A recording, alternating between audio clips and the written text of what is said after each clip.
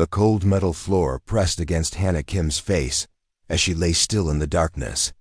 Above her, heavy footsteps echoed through the broken subway tunnel. The alien soldiers were getting closer. Hannah held her breath and counted. 1, 2, 3. The footsteps moved past her hiding spot behind the fallen concrete. She waited 10 more seconds before slowly lifting her head. 3 years. 3 long years since the Vrex came from the stars and burned everything. 3 years since they killed her parents. 3 years since they destroyed Sol, then all of Earth, then every human colony in space. Everyone said humans were gone, dead, finished. But Hannah was still here. She crawled deeper into the tunnel, her hands feeling along the broken tiles. The small backpack on her shoulders held everything she owned now. A water bottle, some dried food, her mother's old research notes, and the small device her mother gave her before she died. "Keep this. Safe," her mother had said, blood on her lips. "When the time comes, you will know what to do." Hannah never understood what that meant. The device looked like a simple metal box with strange symbols on it. It never did anything when she pressed the buttons. But she kept it anyway. It was all she had left of her family. The tunnel opened into a larger space. This used to be Myeongdong Station, one of the busiest places in Seoul. Now it was just broken stone and twisted metal. Hannah had made her home here because the Vrex rarely came this deep underground. She found her sleeping spot behind an old train car and sat down. Her stomach hurt from hunger, but she only had a little food left.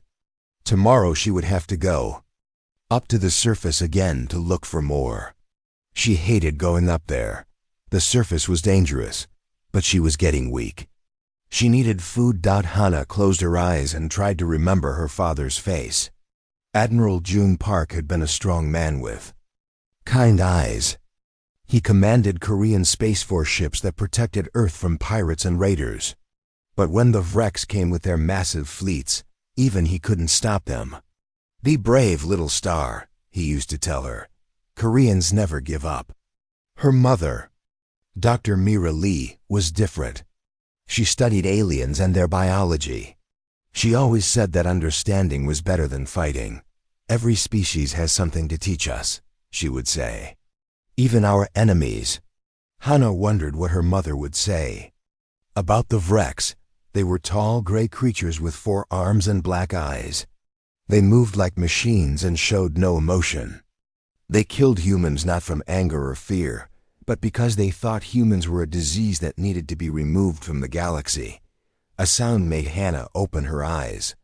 Metal scraping against stone. She grabbed her backpack and moved behind the train. Car. The sound came again, closer now. Light appeared at the tunnel entrance. Not the warm yellow light of human technology, but the cold blue light of Rex equipment. Hannah's heart began to beat faster. "Heat signature detected," a voice said in the Vrex language. Hannah had learned some of their words over the years. She needed to understand her enemies to survive. "Search pattern 7, another voice answered. "The human cannot escape." They had found her. Hannah looked around for another way out. There was an old maintenance shaft on the other side of the station, but she would have to cross open ground to reach it. The Vrex would see her for sure. Blue lights got brighter. 3 Vrex soldiers entered the station, their weapons ready. They moved in perfect formation, checking every corner and shadow. One of them held a small device that beeped softly. "Thermal readings increasing," the soldier said. "Target is close." Hannah pressed herself against the train car and tried to think. Her father had taught her about military tactics when she was young. "Sometimes," he said, "the only way to win is to do something the enemy doesn't expect." What would the Vrex not expect? She looked at her mother's device in her hands. The metal box felt warm, which was strange. It had never been warm before. The symbols on its surface seemed to glow faintly in the darkness. The Vrex were almost at her hiding spot now.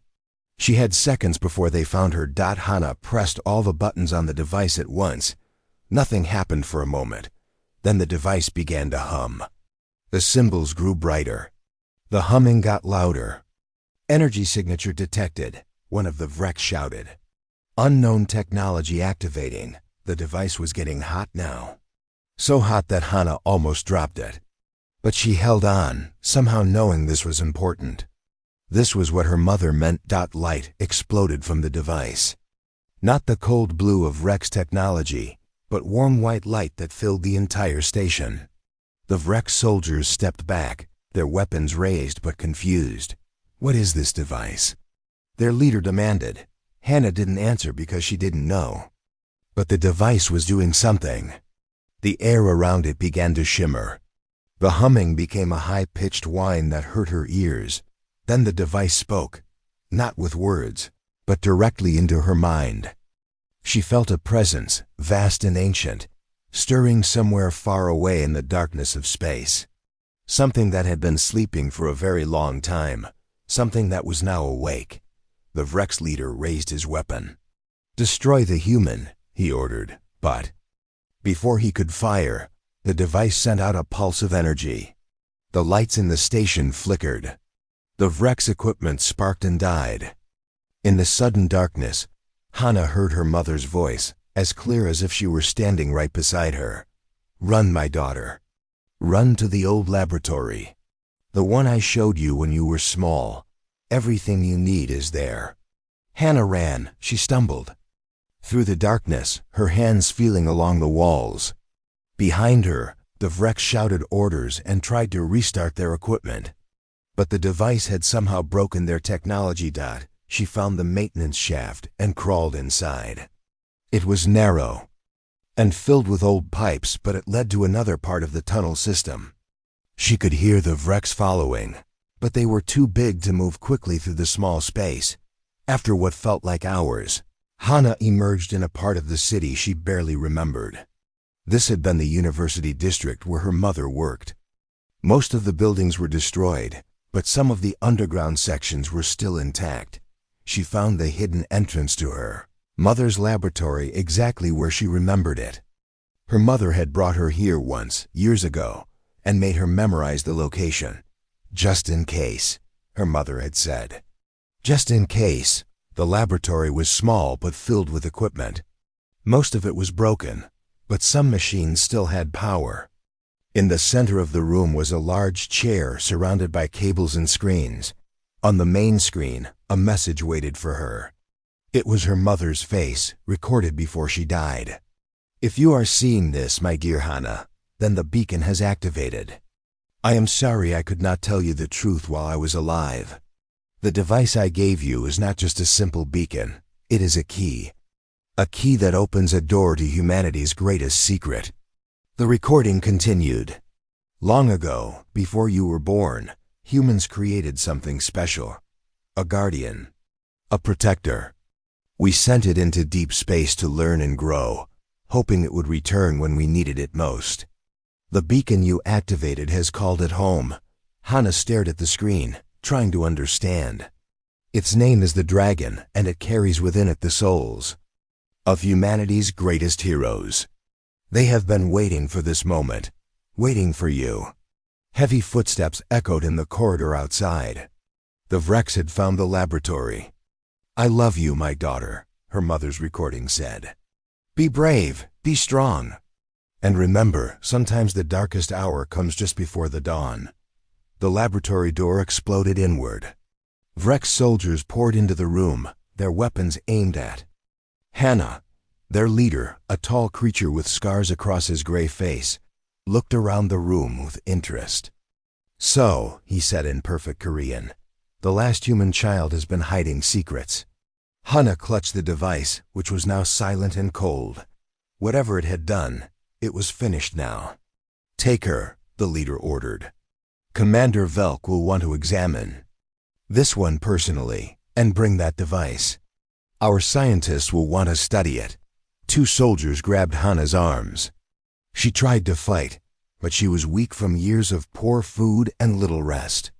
They dragged her from the laboratory as the building burned around them. As the Vrex ship lifted off from Earth's surface, Hana looked down at her home planet through a small window.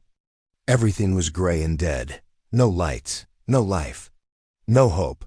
But somewhere in the darkness between the stars, something ancient was stirring. Something that had heard her call and was coming home. The Vreks thought they had won. They thought humanity was finished. They had no idea what was coming for them. The Vreks mothership was bigger than any human city Hannah had ever seen. Its metal corridors stretched for miles in every direction. Cold blue light came from the walls themselves, making everything look like it was underwater. Hannah's cell was a small box made of smooth metal, no windows, no bed, just four walls and a floor that was always cold. They had taken her mother's device and her backpack. They had even taken her clothes and given her a thin gray uniform that did nothing to keep her warm. But the worst part was the experiments. Every day, Vreks scientists came to take her to their laboratory. They stuck needles in her arms and attached strange machines to her head. They asked her questions in their clicking language and seemed frustrated when she couldn't answer. The head scientist was different from the soldiers. She was smaller and moved more carefully. The others called her Dr. Sira Cho, though Hannah didn't think that was her real Vreks name. Maybe she had taken a human name to mock them. Fascinating, Dr. Sira would say as she looked at the screens around. Hannah's chair. Human neural patterns are so chaotic, yet so creative. No wonder your species spread so quickly across the galaxy. Hannah tried not to listen, but sometimes the scientist talked to herself while she worked. The human brain processes emotion and logic at the same time, Dr. Sira said one day. Most species separate these functions. But humans use both together. It makes them unpredictable. Is that why you killed us all? Hannah asked quietly. Doctor. Sira looked at her with those large black eyes. We killed you because you were dangerous. Your species never stayed in one place. Always moving, always growing, always wanting more. You would have consumed the entire galaxy eventually.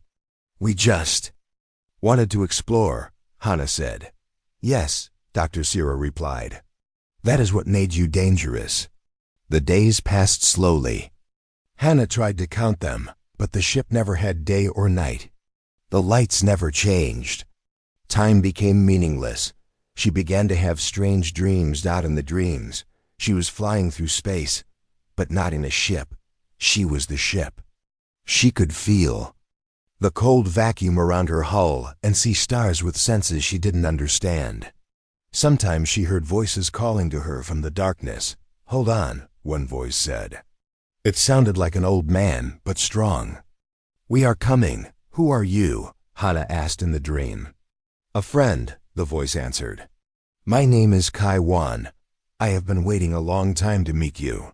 When Hannah woke up, she thought the dreams were just her mind trying to escape the pain of the experiments, but they felt so real. And they were getting stronger. Far away, in the empty space between stars, something huge moved through the darkness. It had been drifting for over 500 years, waiting and learning. It looked like a ship, but it was also alive. Metal and flesh grew together in ways that no human scientist had ever imagined. It was as long as a mountain and as complex as a brain. Inside its core, in a chamber filled with soft light, a man opened his eyes. Kai Wan had been human once. Long ago, when Earth first met hostile aliens, he had volunteered for an impossible mission. The scientists had found a way to merge human consciousness with artificial intelligence. They called it the Dragon Project. The idea was simple but terrifying. Take humanity's best pilot, combine his mind with the most advanced computer ever built, and send him into space to become Earth's ultimate guardian. If humanity ever faced complete destruction, the dragon would return to save them. Kai had said yes without hesitation. He left behind his wife, his children, his entire life. He became something new. Something more than human, but still human at heart. For centuries, he had traveled the galaxy in his living ship. He learned about every alien species. He studied their technology, their weapons, their weaknesses. He grew stronger and smarter, but he never forgot why he existed. To protect humanity. Now, after so many years of silence, he had received the signal. The beacon that would only activate if humanity faced extinction. A young girl named Hana Kim had called for help, and Kai was coming home, but first, he needed to wake up completely. The dragon's biosystems had been dormant for decades to conserve energy. It would take time to restore full power. As Kai's consciousness expanded through the ship's neural networks, he felt other minds stirring. He was not alone in the dragon. The ship carried the stored memories and personalities of hundreds of human heroes. Soldiers, scientists, artists, and leaders who had volunteered to have their minds preserved for humanity's darkest hour. One by one, they began to wake up. Back on the Vrex mothership, Hana was strapped to the experiment chair again. But today was different. Today, Dr. Sira had brought new equipment. "We are going to try something special," the scientist said. "Your neural patterns suggest you have unusual mental abilities. We want to see what happens when we stimulate certain brain regions." She attached a helmet-like device to Hana's head. It was covered in small metal points that pressed against her skull. "This may be uncomfortable," Dr. Sira said. She pressed a button. Pain exploded through Hana's head. But it wasn't just pain. It was like someone had grabbed her thoughts and twisted them. She screamed, but the sound seemed to come from far away. Then, suddenly, the pain stopped, but something else had started. Hana could feel a presence in her mind, not Dr. Sira or the machines, but something warm and familiar, like a hand reaching out to her in the darkness. "Hello, Hana," a voice said inside her thoughts. "My name is Kai. I am sorry it took me so long to find you." Hana tried to speak, but her mouth wouldn't work. The Vrex machine was still attached to her head. "Don't try to talk out loud," Kai said gently. "Just think your words. I can hear you." "Are you real?" Hana thought. "Yes, I am in a ship far from where you are now, but we are connected. The device your mother gave you created a quantum link between us. I can see through your eyes and feel what you feel." Dr. Sira was looking at her screens with excitement. "Incredible! The human's brain activity has increased by 300%. Something is definitely happening. What is she doing to you?" Kai asked, and Hana could hear anger in his mental voice. "Experiments," Hana thought back.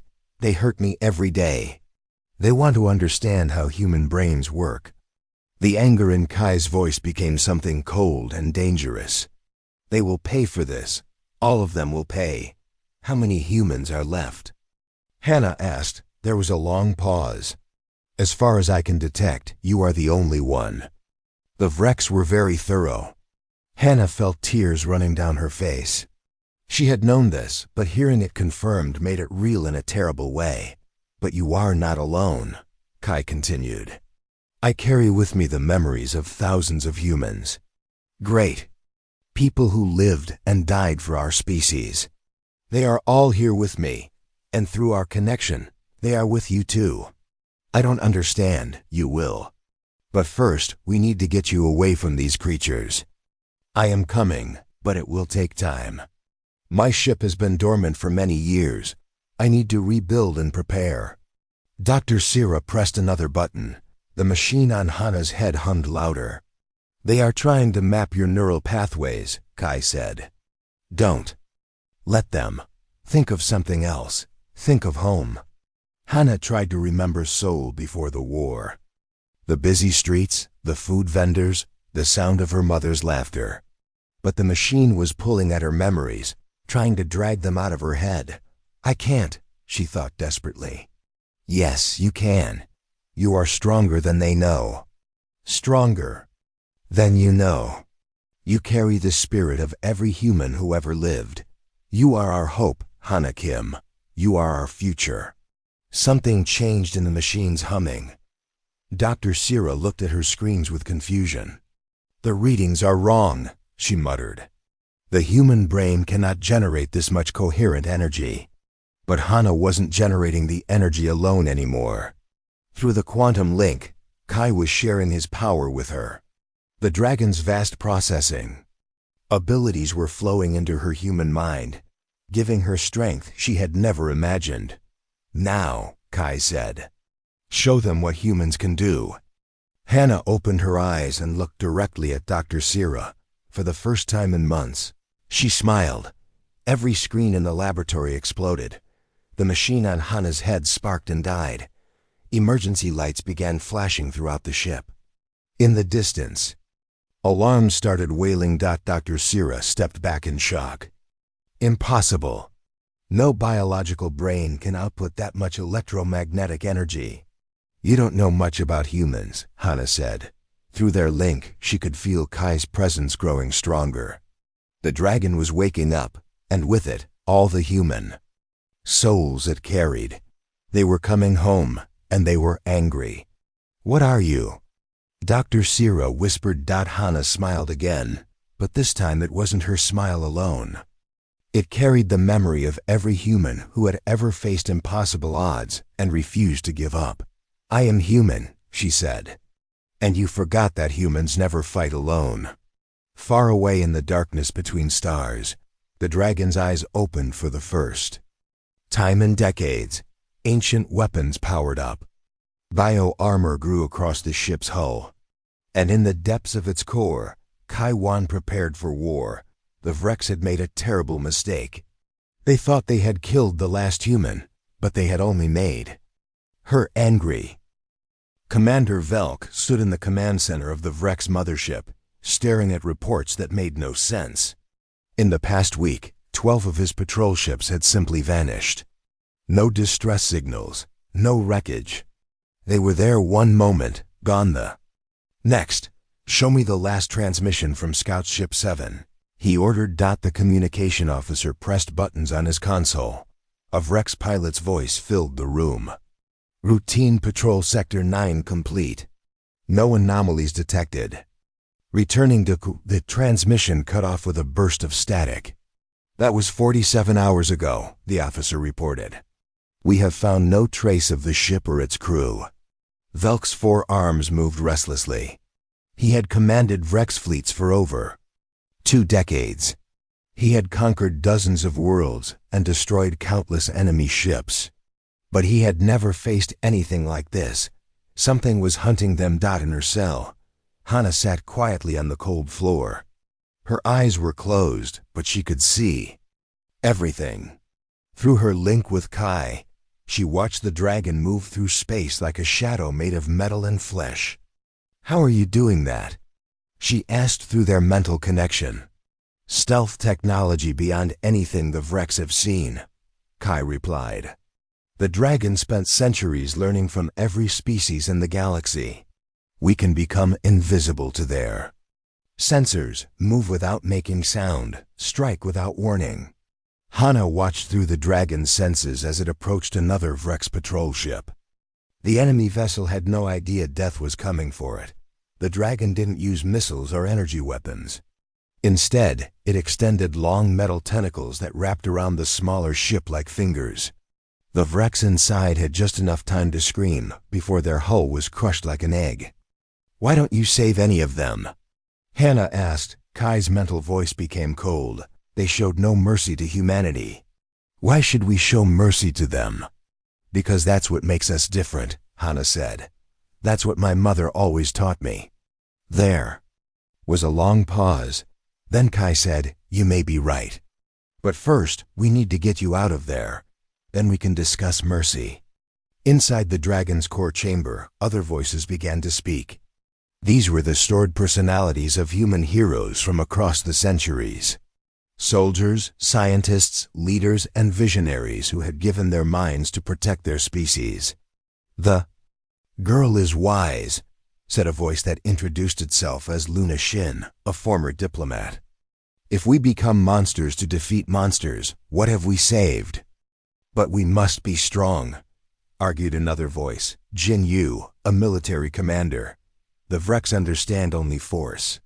Kai listened to them all, but his focus remained on Hannah. "What do you suggest?" "Give them a chance to surrender," Hannah said. Some of them might be willing to make peace. And if they refuse? Hana was quiet for a moment. Through their link, she could feel the anger and pain of every human who had died in the Vrex attack. Her parents, her friends, entire worlds full of people she would never meet. Then we do what we must, she said finally. But we try mercy first. The next day, Dr. Sira came to Hana's cell with 2 guards. But instead of taking her to the laboratory, they brought her to a different room. This one had a chair surrounded by strange devices she had never seen before. What is this? Hana asked. Dr. Sira's black eyes showed something that might have been sadness. Orders from Commander Velk. The attacks on our ships have made him angry. He believes you are somehow connected to what is happening. I don't know what you mean. The energy readings from your brain during our last experiment were impossible. No natural organism could generate such power. Commander Velk thinks you are communicating with whoever is destroying our ships. Hana felt fear grow in her stomach. And if I am, then he wants to make sure you can never do it again. The guards forced Hana into the chair. Dr. Sira approached with a device that looked like a metal spider. Its legs were tipped with sharp needles. I am sorry, the scientist said. This device will damage your optical nerves permanently. You will never see again. Commander Velk believes that if you cannot see, you cannot guide our enemies. No, Hana whispered. Please, but the guards held her down as Dr. Sira placed the device over her eyes. The needles moved closer to her face.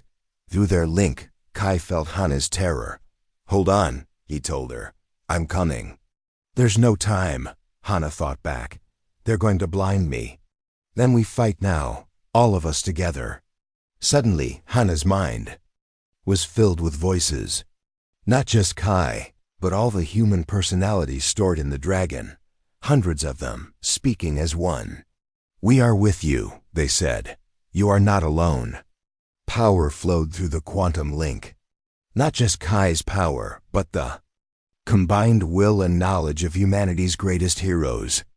Hana felt her consciousness expand beyond her physical body. The metal spider device sparked and died in Dr. Sira's hands. Every light in the room went out.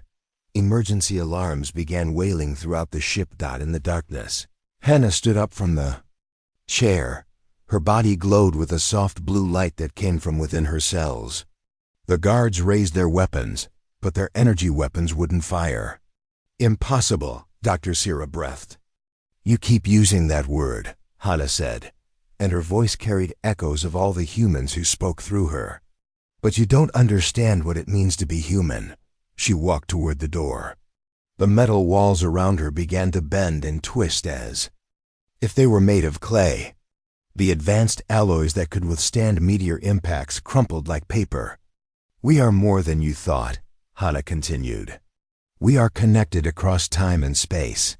Every human who has ever lived, who has ever dreamed, who has ever hoped for something better. We are all here, and we are angry.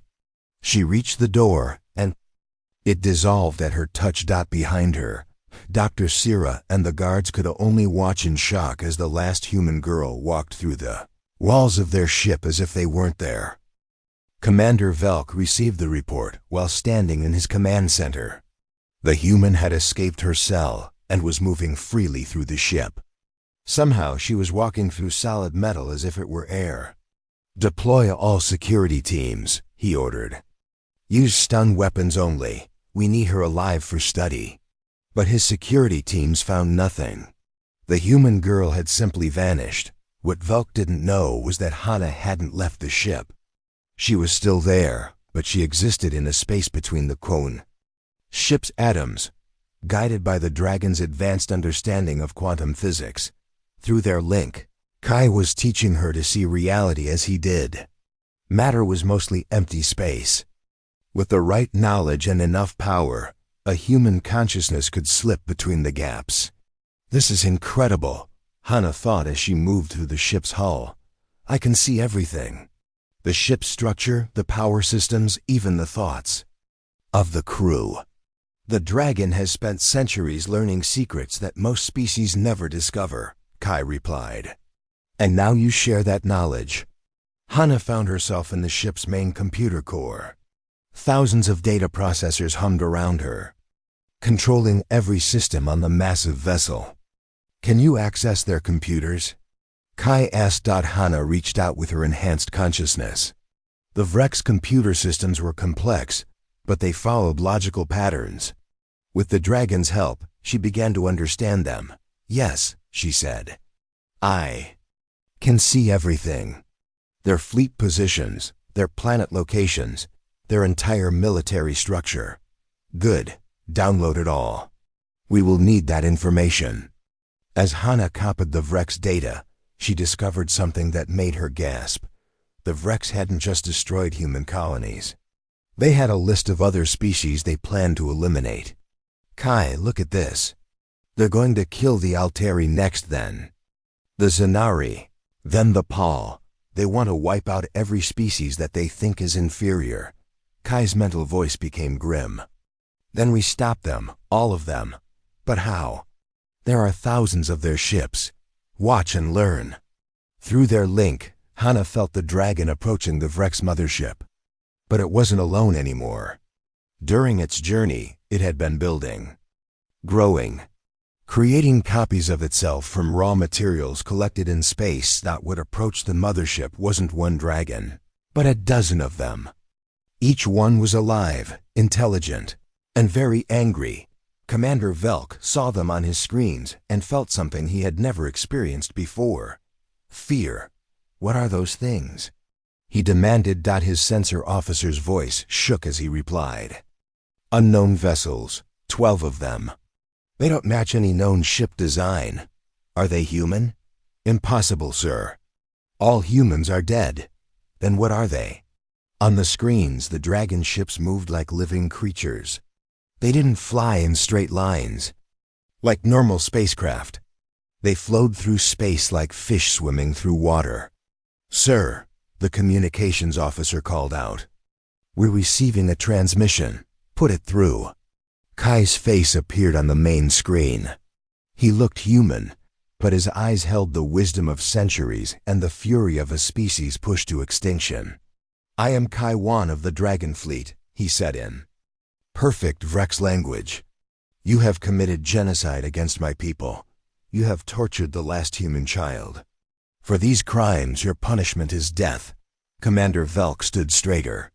Humans are extinct. You cannot be what you claim to be. We were extinct, Kai replied.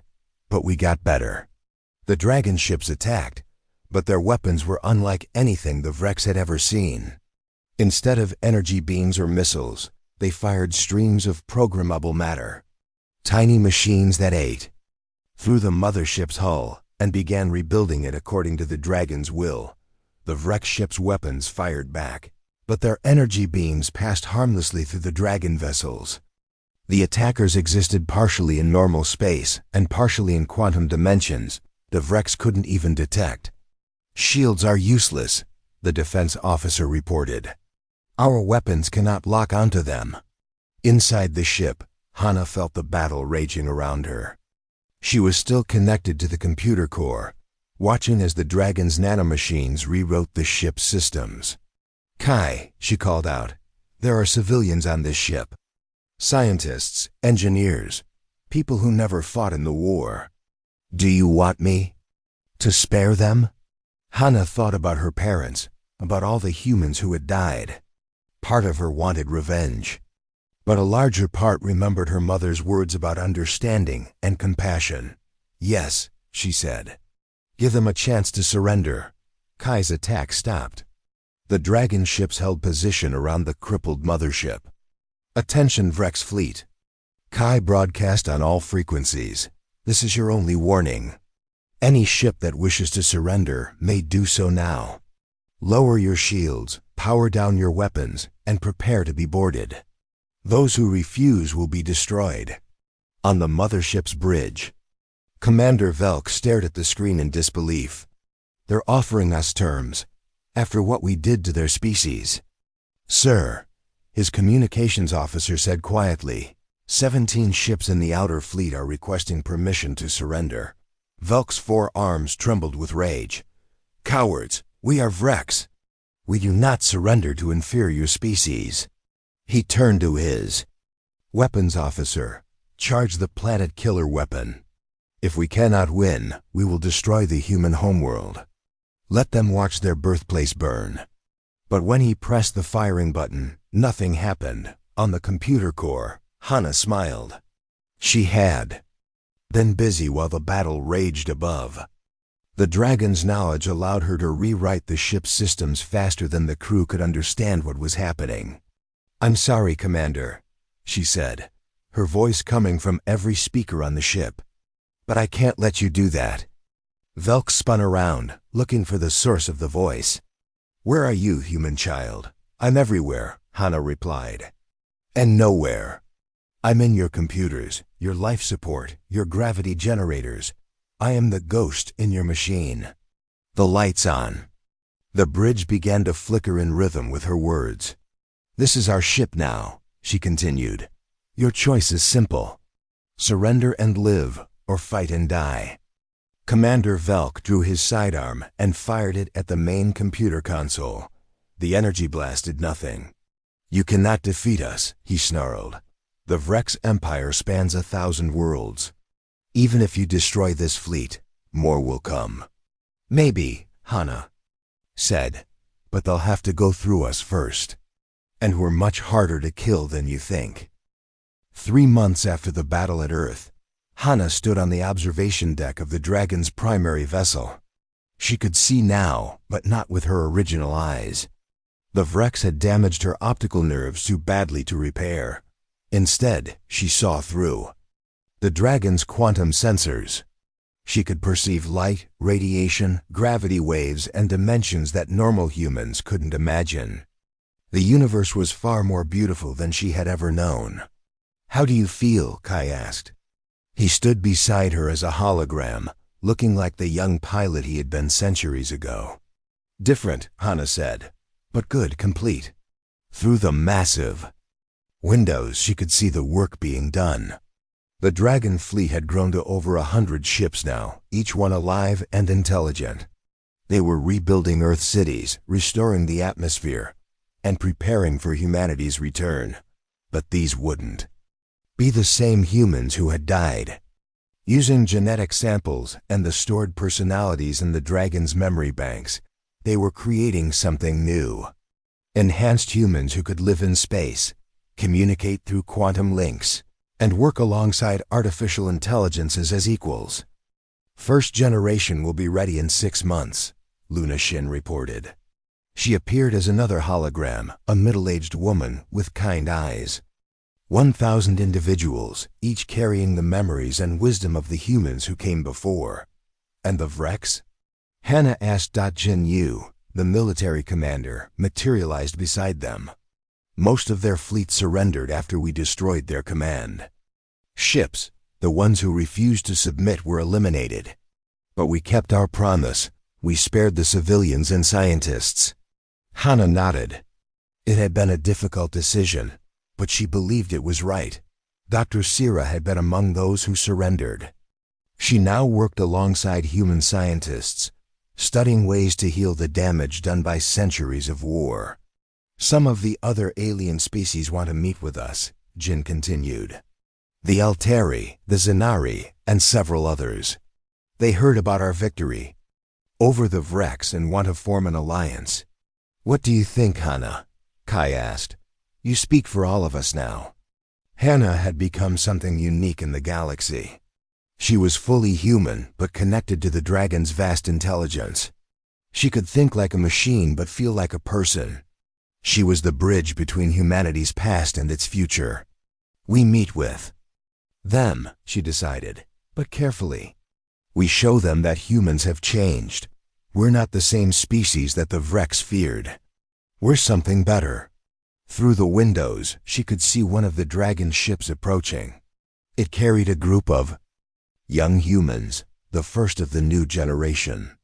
They had been grown in biopods using enhanced DNA, but their minds were filled with the memories of human heroes from across history. Each one was connected to the dragon network, able to share thoughts and experiences instantly. But they were still individuals, still capable of creativity and independent thought. "They're beautiful," Hana whispered. The young humans looked like people from every nation on Earth. Korean, African, European, American, Australian, humanity's full diversity was represented. But their eyes held a wisdom beyond their apparent years. "Welcome home," Hana said as the first of them stepped onto the observation deck. A young man who looked like he might be 20 years old, but carried the memories of a 100-year-old scientist, bowed respectfully. "Thank you for calling us back," he said. "We are ready to continue humanity's journey." Behind him came others. Engineers, artists, explorers, teachers. Everything humanity needed to rebuild and grow. But they were also connected, able to work together in ways the original humans never could. "What's our first mission?" asked a young woman whose eyes sparkled with curiosity. Hana smiled. Through her quantum senses, she could perceive the entire galaxy. Billions of stars, thousands of civilizations, infinite possibilities for exploration and discovery. "We explore," she said. "We learn. We help other species become better than they were. And we make sure that what happened to us never happens to anyone else." The dragon ships began to spread out from Earth, carrying their cargo of enhanced humans to distant stars. They moved not as conquerors, but as teachers and protectors. The Vrex had tried to end humanity's story. Instead, they had helped it begin. A new chapter. In the depths of space, ancient enemies watched in wonder as Earth's children took their first steps toward becoming something greater than anyone had imagined. They were still human, curious, creative, compassionate, and determined. But now they were also connected across time and space, carrying within them the wisdom of every human who had ever lived and the promise of every human yet to be born. Girl they had tried to blind could now see farther than anyone in the galaxy. The species they had tried to destroy had become immortal, and the dragon they had forgotten was now humanity's eternal guardian, ensuring that their story would continue for as long as stars burned in the darkness. Hana Kim, the last human girl, had become the first of something new, and the universe would never be the same.